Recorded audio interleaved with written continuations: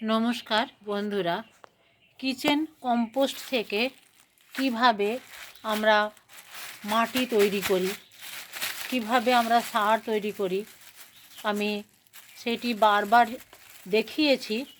তা সত্ত্বেও অনেকেই আমাকে বলে থাকেন যে কিভাবে করছেন, এত সুন্দর সবজি হচ্ছে, এত ফল ফসল হচ্ছে কিভাবে।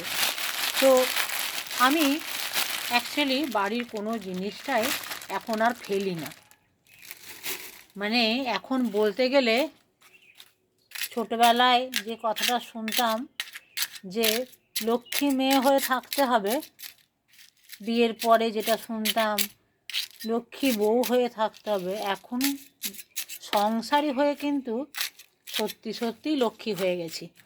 কারণ আমরা কোনো কিছুই এখন আর ফেলি না। এই যে সবজির খোসাগুলো দিলাম, পরপর একটা করে স্তর দিয়েছি, একদম তলাতে দিয়েছি আমি একটা লেয়ার মাটির। শুধু এখানে প্রথমে বলে রাখি, শুধু এখানে সবজির খোসা নয়, দেখতে পাচ্ছেন এই যে ফলের খোসা। যদি এগুলো আরও আমি কুচি কুচি করে কেটে দিই তাহলে খুবই ভালো হয়, খুব তাড়াতাড়ি কম্পোস্ট সারে পরিণত হয়ে যাবে। তো যেটা বলছিলাম, প্রথমে একদম তলায় দিয়েছি একটা লেয়ার মাটির, তারপর এক প্রস্থ দিয়েছি এরকম সবজির খোসা বা ফলের খোসা সব একসাথে, তারপরে আবার একটা লেয়ার মাটির। এখন মাটিটা, এই যে মাটিটা দিচ্ছি পরপর পরপর একটা করে লেয়ার সবজির খোসা, একটা করে মাটির লেয়ার। তো এই মাটিটি কোত্থেকে পাচ্ছি? একদম প্রাথমিক পর্যায়ে কিন্তু একটু মাটি আমি আনিয়েছিলাম, তারপর থেকে কিন্তু মাটি আর কিনতে হয়নি। কারণ যেখানে যতটা মাটি আমার ছাদ বাগান যারা খুব ভালো করে দেখেন, সব মাটি কিন্তু দেখবেন কালো এবং জৈব মাটি, কারণ সমস্তটাই এইভাবেই তৈরি। এই যে এক বালতি তৈরি হলো, এটাতে 15% হয়তো মাটি আছে, 85% সবজির খোসা, ফলের খোসা। অর্থাৎ এই কিচেন কম্পোস্ট, কিচেনের সমস্ত জিনিস দিয়েই একটা কম্পোস্ট সার তৈরি হয়ে যায়। আবার এই যে মাটিটা তৈরি হচ্ছে 2 মাস 3 মাস পর যে আমরা ব্যবহার করছি, সেটা যেই গাছেই দিই না কেন খুব ভালো ফল ফসল হয়। এখান থেকে আমরা অনেক কিছুই পাই, যেমন ধরুন আমাদের অনেক কিছু কিনতেও হয় না। একটা জিনিস দেখাচ্ছি, এই যে বাড়িরই পেঁপে গাছ, তার থেকে পেঁপের বীজ এই যে দিলাম এখানে, এর মাটি যেখানেই পড়ুক সেখান থেকে আবার চারা বেরিয়ে যায়। তো কাজে আমাদেরকে এরকম অনেক কিছুই চারা কিন্তু কিনতে হয় না, যেগুলো আমরা অটোমেটিক আমরা এই সবজির খোসা, ফলের খোসা, এই সমস্ত যেখানেই আমরা দিচ্ছি সেখান থেকে ফলের খোসা দিয়ে যে মাটিটা তৈরি হচ্ছে সেগুলো কিন্তু খুব ভালো করে মাটির সাথে মিশে যায় এবং সেখানে গাছ তৈরি হয়ে যায়। এই যে দেখুন গোটা বিমটাই চলে এসছে, খেয়াল করিনি। যাই হোক, নোংরার সাথে মিশে গেছে। আর আরও একটা দেখুন, এই যে যে কল বেরিয়েছিল একটুখানি, এই যে মাটির সাথে মিশে আছে দেখুন, এটা কিন্তু বেরিয়ে গেছে। একটু বাচ্চাকে ম্যাগি খাওয়াবেন, এই যে ডালটা এটা যদি বড় সড়ো হয়, একটু ছোট্ট একটা বাটিতে বসিয়ে এগুলো কুচি কুচি করে কেটে একদম অর্গানিক খাবার, এমন কিচ্ছু নয়। পেঁয়াজের এই যে পেঁয়াজের খোসা টোসা ফেলেছি না, তার সাথে কলটা চলে এসছে। তো এইরকম কিন্তু অনেক কিছুই হয় আমাদের এরকম। এই যে পালংয়ের যে গোড়া টোড়া, এগুলো যদি আমরা কোনো জায়গায় খুব ভালো করে পুঁতে দিই, সেখান থেকেও কিন্তু অল্প স্বল্প বেরোবে, একদম বেরোবে না যে তা নয়। তবে ধনে বা পালং আমরা বীজ ছড়িয়ে বেশি প্রফিটটা পাই, এই হলো।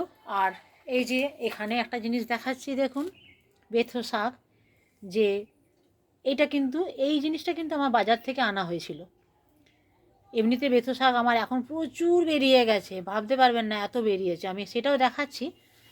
এটা কিন্তু বাজার থেকে আনা হয়েছিল, বাজার থেকে আনিয়ে আমি পুরো ডোগাটা একদম বটি দিয়ে, পুরো গোছ সমেত বটি দিয়ে কেটে তলায় না পুরো গোড়াটা পুঁতে দিয়েছিলাম। একদম দেখুন গোছ আছে এখানটাতে। তো এটাও দেখুন কি সুন্দর বেরিয়ে গেছে, ওই গোড়াটা এখানে পুঁতে দিয়েছিলাম। ওই বললাম না, কিছুই ফেলি না আমরা, কিচ্ছু ফেলি না। তো এখানে দেখুন কি সুন্দর বেথো শাকটা বেরিয়ে গেছে। এই বেথো শাকটা অন্য জায়গায় যে বেথো শাক আছে তার সাথে মিশিয়ে সুন্দর হয়ে যাবে। আর এখানটাও কিন্তু বাড়তে দিলে এখানটাও বড় হয়ে যাবে। আর বেথো শাক লাগানো কিন্তু খুবই সহজ। এই যে দেখুন বীজগুলো, এই বীজগুলোই যদি ছড়িয়ে দেন না, তাতেই কিন্তু প্রচুর বেরিয়ে যাবে, মানে আপনি খেয়ে শেষ করতে পারবেন না। আপনাকে সেগুলো তুলে তুলে তুলে তুলে ফেলে দিতে হবে। আর এই যে দেখুন লঙ্কা এখানে বেরিয়ে গেছে, এগুলো সমস্ত এই বীজ ফিজ থেকে বেরিয়ে যায়। এবার চলুন আমি দেখাই বেথো শাকগুলো আমার। এই যে এরকম বীজ, এই যে এরকম বীজগুলো ছড়িয়েই ওটা বাড়িতেই ছিল, এগুলো ছড়িয়ে কিন্তু কত সুন্দর হয়েছে আমি দেখাচ্ছি। হ্যাঁ, তার আগে যেটা করতে হবে আমাকে, এই যে মাটি ইয়েটা দিলাম, এটা তো আমাকে একটু মাটি আমাকে দিতেই হবে।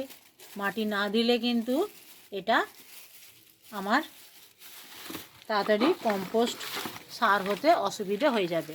তো এইরকমভাবে আমার যে মাটি আছে, যেভাবে আমার তৈরি করা, তো এগুলো আমি এরকম করে গুঁড়িয়ে একটু দিয়ে দেব। দিয়ে দেওয়ার পরে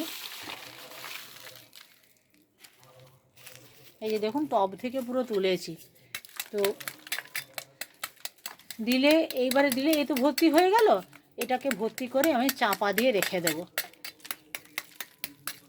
চাপা দিয়ে রেখে আমি, অনেক গাছ থাকে যেগুলোতে দিতে হয়, একটু ফল বড় হওয়ার সাথে সাথে একটু সবজির এসছে, সেই সময় জালি এসেছে, সেই সময় একটু মাটি দিলাম, তারপরে খোল জল দিলাম, সেই সময়তেও লাগে। তো এইভাবে মাটি তৈরি করে সেই সমস্ত মাটিটা থেকে যেমন সবজি ফল ফুল সমস্ত তৈরি হয়, আবার মাঝে মাঝে সেগুলো আমাদেরকে কিন্তু দিতেও লাগে। এটা আমি এবারে এটি সমেতই আমি তুলে দিচ্ছি। এই যে তুলে দিলাম এটার উপরে, আর এই যে তলায় রয়ে গেল। কোন গাছে দেব দেখুন আমি দেখাচ্ছি, যেটা দেখলে আপনারাও অবাক হয়ে যাবেন। এখন এই শীতকালে ঝিঙে ধরেছে, দেখুন কত সুন্দর। তো সবজি আর এখন ঝিঙের দাম বুঝতেই পাচ্ছেন। আর এই যে ঝিঙে গাছের, এটা হচ্ছে ঝিঙে গাছের বেড। তো এই সময় আমি কি করব, এখানে একটু ওই সবজি পচা দিয়ে যে সমস্ত মাটিগুলো হয়েছে ফলের খোসা দিয়ে একটু মাটি আমি এর সাথে দিয়ে দেব। এবার সোজা চলে এলাম আমি বেথো শাকের কাছে। আর দেখুন কি সুন্দর ঘন হয়ে, আর সেই বীজ থেকে কি সুন্দর বেরিয়েছে দেখুন। আর বেথো শাক এমনই, আর পাতাগুলো দেখলে অবাক হয়ে যাবেন, কত বড় বড় পাতা দেখুন, বাজারে এরকম পাবেন না। তো এইগুলোর এই ডগা কেটে কেটে যদি আপনি খান, তাহলে কিন্তু আরও প্রচুর ডগা বেরোবে। কারণ বেথো শাকের ডগা বেরোয়, প্রচুর ডগা বেরোয়। একটা গাছ থেকে কতগুলো ডগা হয় আমি আপনাদের দেখাচ্ছি। এই যে ধরুন একটা গাছ, এই দেখুন, এই যে দেখুন একটা ডগা, এখানে একটা ডগা, এই একটা ডগা, এই যে ছোট্ট ডগা একটা, ঠিক আছে। তাহলে এখানে একটা দুটো তিনটে চারটে ডগা আছে। এর উপরে যদি আমি এটাকে কেটে দিই আরও বেরোবে। এইরকম প্রত্যেকটা গাছে যেমন এইটাকে দেখুন, এটা প্রচুর ডগা আছে, একটা দুটো তিনটে চারটে পাঁচটা ছটা, মূল এটা 7টা। তো এরকমভাবে যদি ডগাগুলো কেটে কেটে আমি ব্যবহার করি, তাহলে কিন্তু আরও প্রচুর হয়ে যাবে। আর এই যে দেখুন পরিষ্কার আপনারাই দেখতে পাবেন কতগুলো করে ডগা। এখনও কিন্তু ডগাটা কাটিনি, ডগা কাটলে আরও বেরোবে। তো এগুলো কিন্তু এই বীজ ছড়িয়েই হয়েছে। আর বেথো শাক যদি একবার বাড়িতে লাগান, তাহলে কিন্তু আর কোনো দিনই আপনাকে আর আলাদা করে লাগাতে হবে না। এই যে ডগাতে এগুলো বীজ হয়, দেখাচ্ছি, এই যে বীজটা হয়, এই বীজগুলো ছড়িয়ে দিলে প্রচুর হয়। আর এখানে নিজের থেকে বেরিয়ে গেছে প্রচুর, এই যে দেখতে পাচ্ছেন নোটে শাকও বেরিয়েছে। তো আমার বাগান আপনারা যারা দেখেন তারা জানেন, এই সমস্ত শাকগুলো কিন্তু নিজের থেকেই বেরোয়, আমাকে আর আলাদা করে লাগাতে হয় না। এই যে দেখুন, দেখতে পাচ্ছেন তো। তো আপনারাও এভাবেই বাগান করুন।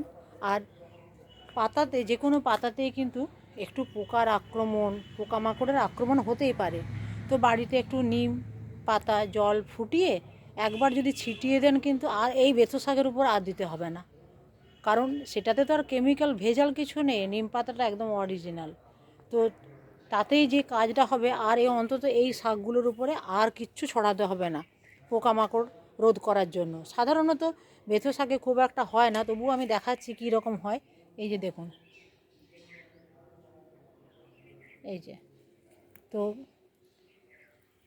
এইগুলোতে কী করতে হবে, একটু নিম জল ছড়িয়ে দিতে হবে। আমি কি করব, এখনই তো নিম জল ছড়াবো না, আমি উপরে ডোগাগুলো কয়েকটা কেটে নেব আগে, কেটে নেওয়ার পরে কিন্তু নিম জল ছড়াবো।